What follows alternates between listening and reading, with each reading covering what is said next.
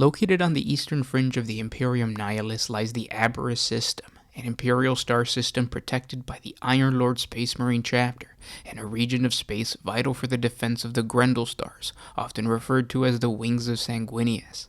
This system came under attack by the tendril of High Fleet Kraken in the 42nd millennium, and it kick-started the sector-wide war for the Arboris system, where the forces of the Imperium fought a grueling battle against the Tyranid menace.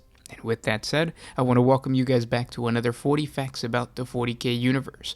I am your host, Gersh1, and today we're going to be talking about this epic battle between the Tyranids and multiple Space Marine chapters. If you guys are new to the channel, we post Warhammer 40K lore videos every single day. What I try to do in these 40 Facts videos is give you guys the lore in the beginning of the video, and then create some type of like showcasing or terrain tutorial, some type of hobby portion in the middle, and then at the end I answer the questions that you guys left off in the comment section from the previous 40 Facts video. So if you guys want to learn more about the 40K universe, have any questions, or need some help with homebrewing stuff, let me know in the comment section below and we can talk about it in the next video. But with all that said, let's get into 40 facts on the war for the Arboris system. When the Iron Lord's ancillary scry station on the world of Hadan warned that the Arboris system had come under attack, the chapter responded immediately, pulling together a strike force under the command of Captain Nicaris of the 2nd Company, which included elements of the 2nd, the 8th, and the 10th Company. If Arberrus fell, nothing would likely stand between the Tyranids and the Grendel stars. The Iron Lords could not allow the Great Devourer to consume the genetic material of the hyper-violent xenospecies known as the Bergeshi. They had long kept them quarantined within the Grendel stars. Knowing the magnitude of the threat that stood before them, the Iron Lords called for allies. The Adeptus Astartes response came from an unexpected quarter, the Lamenters chapter. Having been ravaged by these Tyranids in the past, and now reinforced with Primaris Marine brethren, they were eager for revenge, though they remained completely apart from the Iron Lords, communicating only when necessary. When the distant allies reached Arboris, it was already drowning in bestial Tyranid bioforms. The mining world of St. Vox's Hope had already fallen. The jungle world of Luan and the ice world of Glaismaw were covered with millions of savage xeno creatures. To the Space Marine's surprise, 2 other chapters were already in system. The Knights of the Raven, which continued their hit-and-run war of penance against High Fleet Kraken, and an all-Primaris Marine battle company of newly assigned Knights of the Emperor, who desired nothing more than to spill Xeno ichor. Once their goals aligned, the chapter set to cleanse the system of its all-consuming invaders. They first had to make safe Luan and Glaismaw, with the Iron Lords and the Lamenters deploying to the former, and the Knights of the Raven and the Knights of the Emperor racing for the latter. On the jungle world, the Lamenters swiftly broke through the 4 towers, a string of fortresses originally constructed to hold back the local carnivorous fauna that were now under siege. The Iron Lords made for the Huruk Mountains, observing that they could cause a colossal landslide that would sweep aside hordes of bioconstructs with well-placed and well-timed charges. On Glaismaw, the Knights of the Raven moved rapidly over the planet's sweeping tundras. Infantry scoured for the vanguard organisms, while armored forces rushed to relieve the bluffs. There, the Imperial Guard's Vostrian Firstborn 103rd Regiment were fighting alongside the 21st, 34th, and 76th Glaismaw Ridge Guard, the 12th Truscan Snowhounds, and several detachments of Ice Rangers against dozens of Tyranid Biotitans. Yet the arrival of the Space Marine reinforcements came none too soon, as the Luan line holders 81st and the 935th Regiments deployed on the Delta Tri-Bridge collapsed under the pressure, and the Perma Berg citadels on Glaismaw were toppled by the Tyranid assaults. Even the forest on Glaismaw, viewed as impenetrable for millennia, was all but consumed. Only by the efforts of the Catachan jungle fighters, supported by Knights of House Cortana and House Borgias, and the Sisters of Battle of the Order of the Crimson Chalice, had the outer reaches been held. This meant that the sanctuary of St. Velutia was sure to fall if the forest was lost. The ice fields of Curtis crawled with Tyranid bioforms, rampaging towards the city, which was expected to be destroyed within 3 local days of a concentrated attack by the Tyranids. But the arrival of the Space Marines brought a new momentum to the campaign to defend Arberrus. The Imperial forces throughout the system rallied, and though the outcome was far from certain, victory was not out of sight.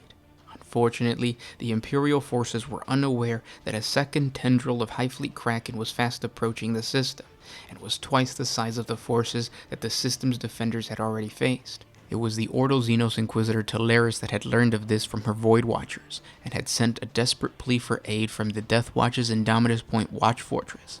She feared that if Arberrus fell to the Tyranids, they would sweep into the Grendel Stars, and the fate of the entire Eastern Fringe would hang in the balance. And that's the lore on the war for the Arboris sector. I hope you guys enjoyed that video. I know it's a small lore video, but more longer videos are to come. I'm working on a couple scripts, so I just wanted to throw this quick little lore video just so that you guys have something to listen to the next day. But now we're going to move on over to answering the questions that you guys left off in the previous 40 Facts video, which didn't go out yesterday, but the day before, the 40 Facts and lore on the Adeptus Mechanicus in the Imperium of Man. So we were talking about like what other jobs does the Adeptus Mechanicus fulfill in the Imperium outside of just like war and providing support on the battlefield. Check out that video if you guys are interested in that. It's another short one, but it's pretty good. So let's move on to the questions left there. If you guys have questions for me for the next 40 Facts video, just comment down in the comment section below, and I'll answer them for you.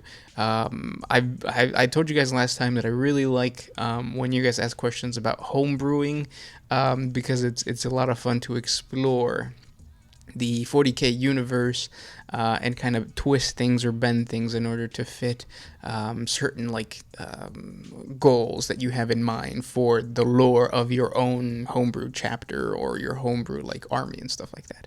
But let's get to it. So this question comes from Adrian Rosel Ruiz. What Horus Heresy Imperial robots are the legal Cybernetica still creating and using since that time, apart from the Castellan? The Castellan is actually, so there's the Castellan, and that's because it's Games Workshop. But the ones that are creating the other types of robots are Forge World. So this is going to be an answer that you're probably not going to like because there is no hard facts. There's no nobody's creating this type of weapon or this type of in this case robot.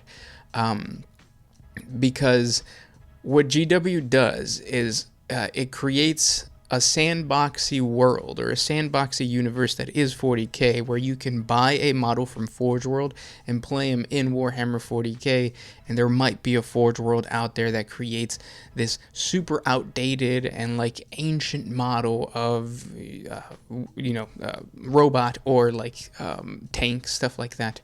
In the Bad App Wars, there was a specific tank. I'm blanking on the name right now, but I talked about it last month. But it was mass-produced for the Bad App sector, but it was not found anywhere else in the galaxy. Now, does that mean that if you have an army for that's on the Eastern Fringe, can you not play, or I don't even know where Bad App is. Well, let's say if it's away from the Bad App sector, can you play that tank somewhere else? Of course you can, because the lore allows you to do that. So that's a really long answer for me to say that technically any robot created in the 30K era, you can bring it over to the 40K era and say that there is some small Forge World that you probably homebrewed that creates this style of robot. Now, if you look at the Adeptus Mechanicus Codex, there really is no definite answer saying this Forge World still creates this type of weapon.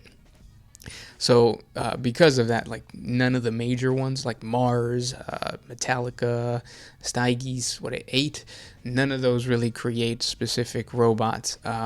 So it's really up to you. If you see a really badass looking robot and you want to say that your Forge World Metallica actually creates it, you can say that it's a satellite Forge World of Metallica that sends this type of weapon to your army and stuff like that.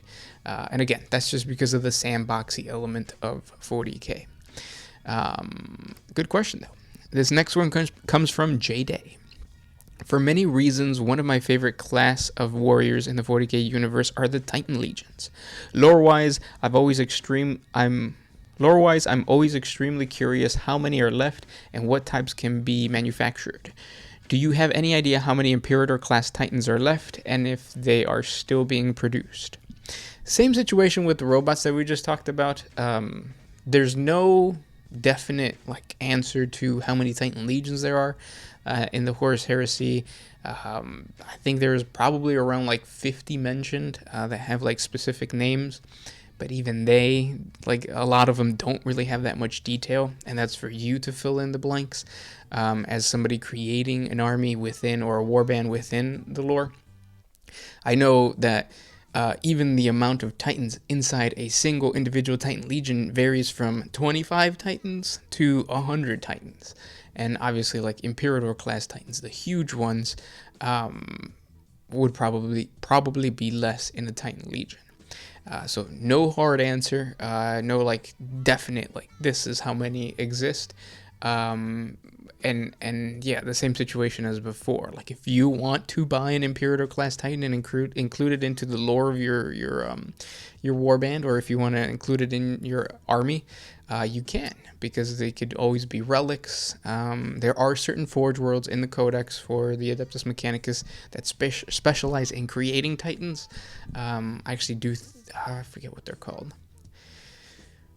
I talked about it in a previous 40 Facts video, so if you check out I think a month or two ago, I did like a whole series on Forge Worlds. One of the Forge Worlds, I specifically said that they're known for creating, I think they're like the Cloud Walkers or something like that. Like that's not their actual name, but like their nickname. Something Warp Runners. I think it might be the Warp Runners connected to a certain Forge World, but I can't really remember. But again, it goes back to that whole sandboxy element of 40K. Nobody's going to throw out an actual number. Very rarely do they do that. Next question comes from Wilhelm Waddinson. What kind of all-new unit types would you like to see come to the lore and to the tabletop? Adeptus Mechanicus, Dark Mechanicus. So like the Dark Adeptus Mechanicus would be really nice, because you'll have like twisted looking demon engines and stuff like that. But mostly like infantry. I want to see like really sadistic looking infantry for the like connected to the machine, so the AdMech and stuff like that. Next question comes from Frech Fohammer, sorry. D&D, The Elder Scrolls, World of Warcraft, and Fallout all have cookbooks released. Think GW ever authorized one for 40K? I don't think GW would ever authorize that. I think that there might be videos for it. I know, like I've done that, but for drinks. So a while back, I was a big fan of How to Drink. It's a YouTube channel with Greg. Awesome YouTube channel. You guys should check it out. It's got tons of subscribers now, but like we gave him a shout out a really long time ago, just because his channel was like, oh yeah, this is gonna blow up. And he was an actual Warhammer player, so he played a 40K player, so he played Space Wolves. So then I created a lore video meant for him to like for him to create a video showcasing the cocktails of Warhammer 40K. He did, not because of my video, but he did because he's a 40K fan. And you could check it out. Just type in how to drink and Warhammer 40K, and it'll be one of the first videos. But yeah, so something like that. Any like YouTuber could do, or anything like that. I don't think that we're gonna get an actual cookbook, just because you can't get the ingredients of the 40K universe here. They cook their main livestock, just like we have like pigs, cows, and chickens, sometimes sheep. Their main livestock is grox, which is a type of reptilian predator. So it's weird and it's cool. We also have a 40 Facts video on it, so if you want to learn more about the grox, check it out. Oh, you guys have a lot of questions. This next question comes from Andrea Necci. If Tiberus the Red Wake did the Rubicon process, what would he use for modifying his armor? Pieces of Titans? No, he'll probably get something special made by like Belisarius Caw or something. Arberrus, the Red Wake, is basically one of those. There's actually a lot of these types of characters in a lot of chapters, but he's like this massive, like, Space Marine battle brother. The Carcharodons have another one. Actually, all the Carcharodons are supposed to be really big. The Salamanders, and then there's another one. I think the Space Wolves. I recently talked about a named character for the Space Wolves that was just massive. Like, he was bigger than most other Battle Brothers, and he got into a Terminator suit, and they had to modify that too. So, yeah. Next, this is a comment from Angel Amaro. 15 hours was the lifespan of the new troopers deployed to the particular planet and war zone. Yes. So last time I couldn't remember whether it was 15 hours or 15 minutes that an Imperial guardsman would stay alive on the battlefield. It's 15 hours, which is crazy. Next comment comes from 702 Battleborn. Yo, OMS. First, thanks for the insight to the AdMax. No problem. Keep it up. See you on the next vid. Have a pleasant day. Cheers. Awesome. Thank you, man.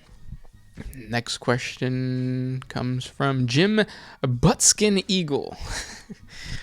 Who makes ammo? Does the chapter's homeworld make it? The Mechanicus?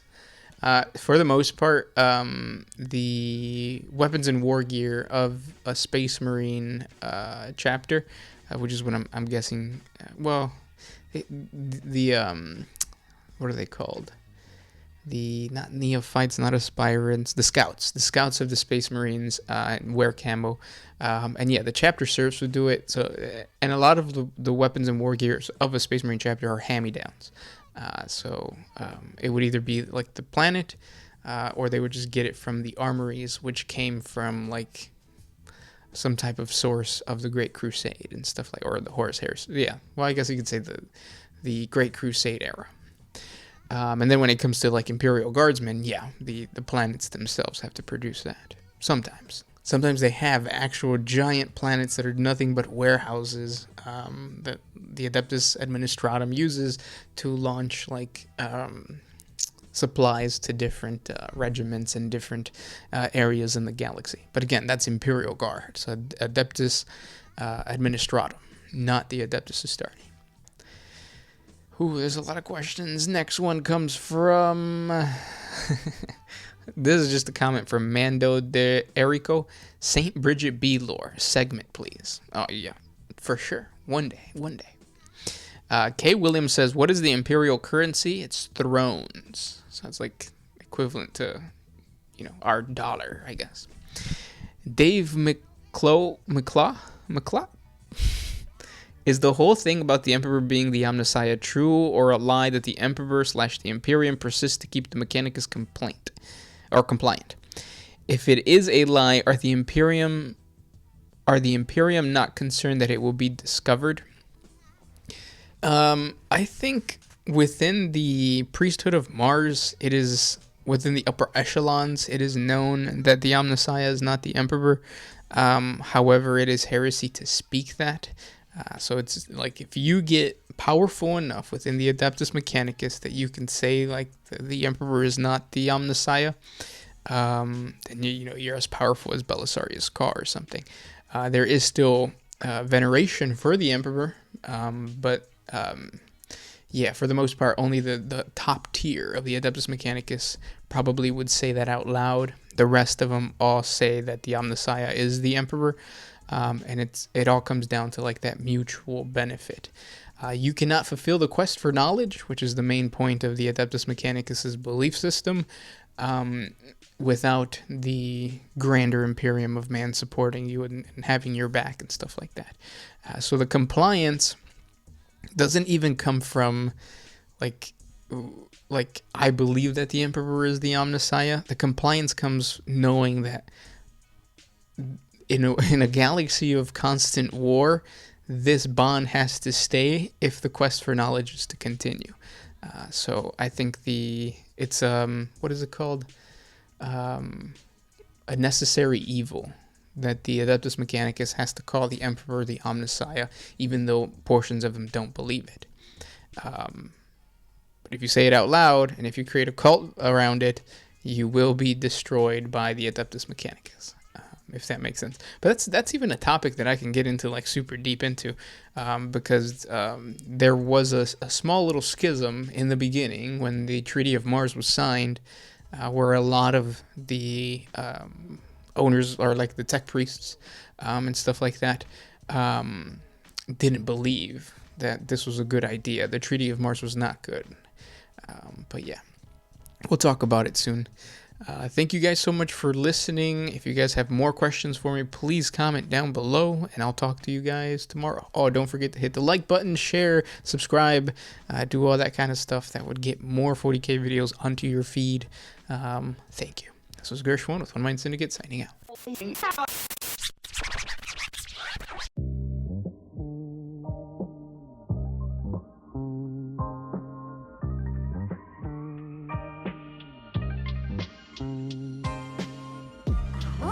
used to put my freedom first in any situation.